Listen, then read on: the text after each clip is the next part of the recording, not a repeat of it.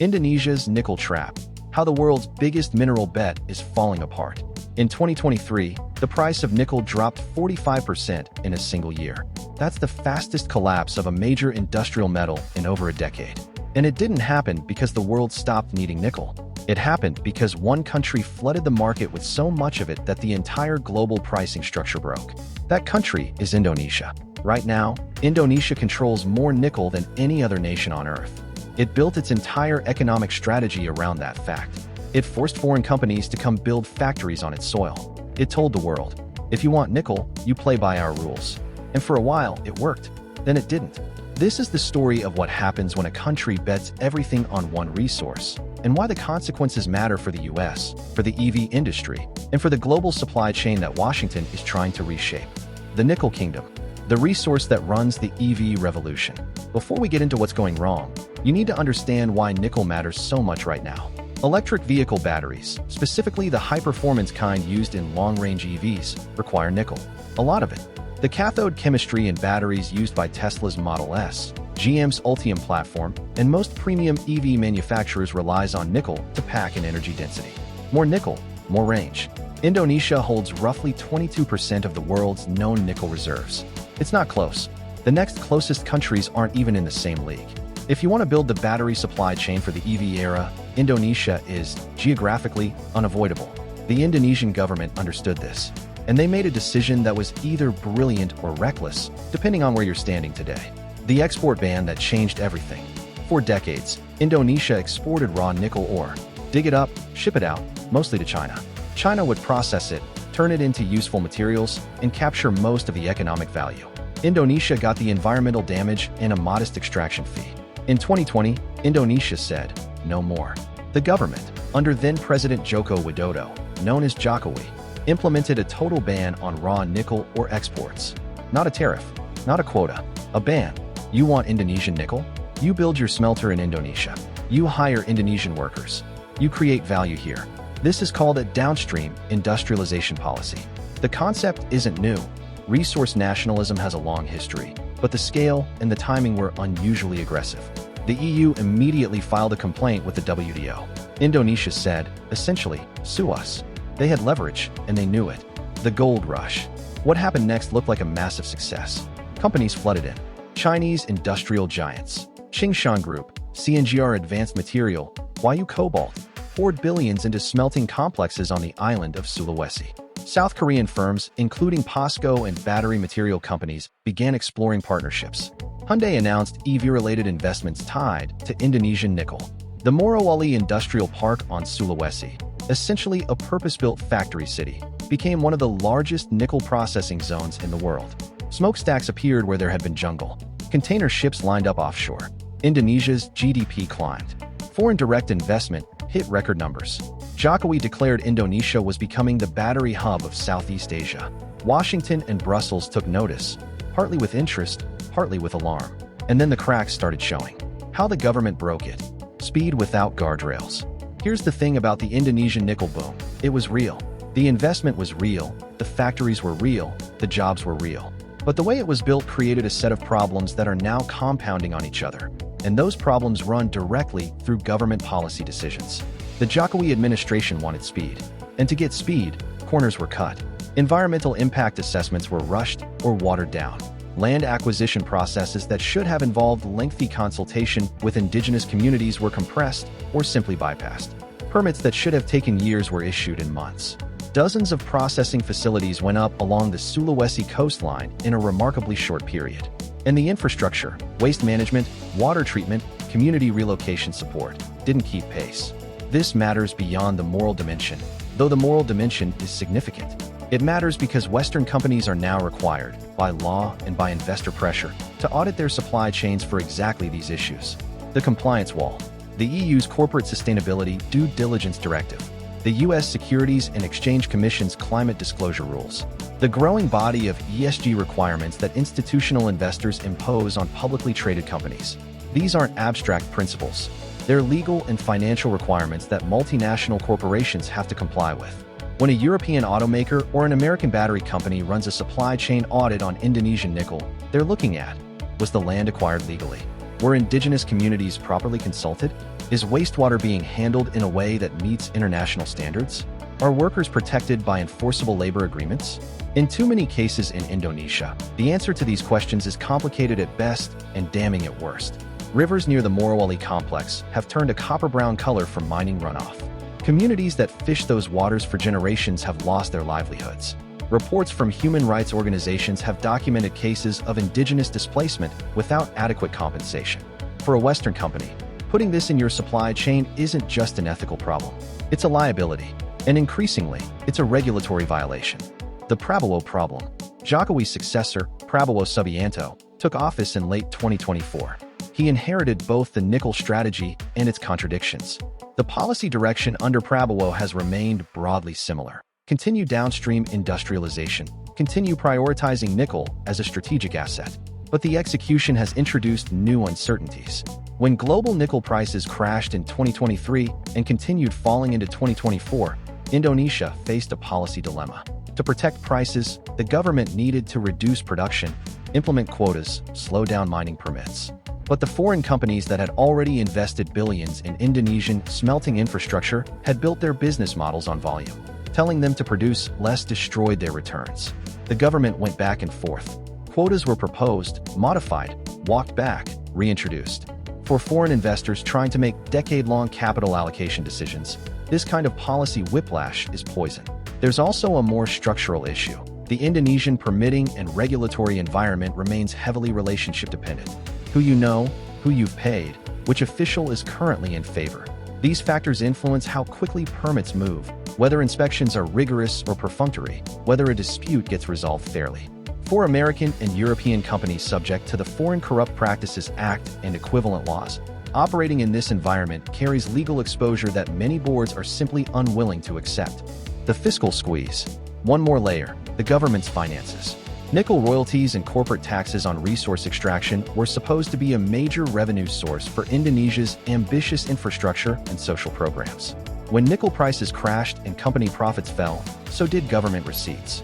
The response: raising fees, tightening royalty structures, looking for new ways to extract revenue from the sector, further increased the cost and unpredictability of operating in Indonesia. It's a classic resource curse feedback loop. The resource generates revenue. The government builds dependencies on that revenue. The resource price falls. The government squeezes harder. Investment dries up. The revenue falls further. The capital exodus. Two very different capital flows. To understand what's happening to foreign investment in Indonesian nickel right now, you need to separate it into two distinct stories. There's Chinese capital, and there's Western capital. They're moving in opposite directions. China, overexposed and stuck. Chinese companies, particularly the Tsingshan Group and its affiliates, are the dominant force in Indonesian nickel processing. They built most of the major smelting infrastructure. They operate much of the Morowali and Wida Bay industrial zones. From a pure manufacturing perspective, this was a rational bet. China controls much of the global EV supply chain, needs nickel to feed that supply chain, and found in Indonesia a willing host government and cheap labor. But now that position is creating problems. China's domestic economy has slowed significantly. The property crisis has rippled through consumer spending. Industrial utilization rates are down. The demand for processed nickel to feed Chinese battery and stainless steel production is softer than projected. More critically for the U.S. angle, the Inflation Reduction Act. The IRA's Foreign Entity of Concern provisions effectively bar Chinese-linked companies from the clean energy supply chain that qualifies for U.S. tax credits. An EV assembled with battery materials processed by Chinese-owned facilities, even if those facilities are technically in Indonesia, does not qualify for the full federal EV tax credit. This is a fundamental problem for Indonesia's nickel ambitions. The entire pitch to Western automakers was, come get your nickel here, it's processed on-site. You can build a non-Chinese supply chain. But if the processing is being done by Chinese-owned companies, it's still a Chinese supply chain from Washington's perspective. The geographic location of the smelter is irrelevant. Indonesia's nickel is, in significant part, locked out of the U.S. market by its own capital structure. The West, interested but not committed. Here's the frustrating irony. Western companies want Indonesian nickel. Theoretically, the U.S. needs to build a battery supply chain that isn't dependent on China. Indonesia has the raw material. There should be a deal here. But when Western companies go to execute that deal, they keep running into the same obstacles. Supply chain audits come back with red flags on environmental and labor practices. Permitting processes are opaque and relationship-dependent. Policy changes on production quotas, royalty structures, export rules create investment risk that's hard to model. And the IRA's requirements mean that unless a Western company builds and controls the processing capacity itself, the Chinese processed nickel can't be used anyway. Several major deals have stalled or been restructured at the due diligence stage. Companies that publicly announced Indonesian investment plans have quietly scaled back or indefinitely delayed. The result: Chinese capital is overexposed and facing demand headwinds. Western capital is sitting on the sidelines. And the investment gap that was supposed to fund Indonesia's continued industrial scaling isn't being filled. The LFP problem. There's one more variable that doesn't get enough attention: the battery chemistry shift. The entire logic of nickel is essential to the EV future rests on the assumption that high-nickel cathode chemistries, NMC, NCA, remain the dominant battery technology. That assumption is being challenged. Lithium iron phosphate batteries, LFP, don't use nickel. They have lower energy density, but they're cheaper, they last longer, and the technology is improving rapidly. Tesla already uses LFP in its standard range vehicles. BYD, now the world's largest EV manufacturer by volume, is almost entirely LFP. The EV market has also hit a demand soft patch, what industry analysts are calling the chasm, the gap between early adopters and mainstream consumers. Slower than expected EV adoption has pushed out the timeline for nickel demand growth. Indonesia bet on a future where nickel demand explodes. That future may still arrive, but it's arriving slower than expected, and the technology path to get there is less certain than it looked in 2021. On the edge, but not finished. The honest assessment. Let's be direct about where Indonesia stands. Nickel prices are down sharply from their peak. Western capital is hesitant. Chinese capital is overexposed and partially frozen out of the US market by the IRA. Environmental and governance problems are creating supply chain liability for foreign partners. The currency is under pressure, and the battery technology that was supposed to drive nickel demand forever is being partially displaced by a cheaper alternative. If you built a country's economic strategy on the assumption that none of these things would happen, and Indonesia's strategy was essentially that, then yes, you have a serious problem. The word collapse is in the title of this video. Is it accurate? Partially. The specific vision: Indonesia as the uncontested hub of a nickel-powered EV supply chain, attracting unlimited Western capital and commanding premium prices. That version of the future is collapsing. It won't happen the way it was drawn up. But Indonesia isn't Venezuela. It isn't a failed state. The question is whether the current trajectory leads to a structural adjustment or a genuine economic crisis. Why nickel is unpredictable. Here's the counter-argument, and it's worth taking seriously. Nickel isn't going away. It's in stainless steel, aerospace components, industrial machinery, defense systems. Battery demand is one part of the story, not the whole story. More importantly, battery technology hasn't finished evolving.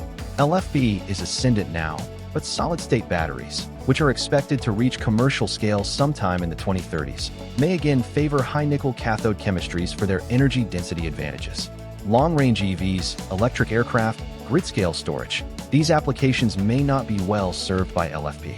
The question of whether today's nickel price weakness is a permanent structural shift or a cyclical trough is genuinely open. Indonesia's 22% share of global reserves doesn't disappear either way. The country that controls the most of a resource the world needs isn't automatically doomed. It's a question of whether it can hold on long enough and manage well enough to be in a strong position when demand recovers. The governance variable. The single most important variable isn't the nickel price. It isn't even the IRA. It's whether Indonesia can make itself legible to Western capital. That means enforceable contracts, transparent permitting, credible environmental standards, protection for indigenous land rights. Not because these are nice things to have, though they are, but because without them, the investment that Indonesia needs to actually build a sustainable industrial base won't come. There are signs this is possible. Indonesia has been in dialogue with the US about a critical minerals agreement that could help Indonesian nickel qualify under IRA rules, if the supply chain can be structured to exclude FEOC-linked processors. Some Indonesian officials have spoken openly about the need to raise environmental standards to attract higher quality investment. Whether the political will exists to follow through, against the resistance of entrenched interests in the middle of a fiscal squeeze, is a different question. 280 million people. The last thing worth saying is this. Indonesia is the world's fourth largest country by population. 280 million people. Median age, around 29.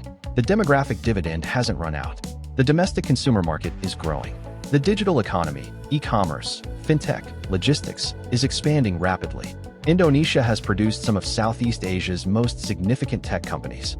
A country with these fundamentals, if it manages its resource wealth reasonably well instead of extremely poorly, has a real future. The nickel trap is a serious problem. It is not an irreversible sentence.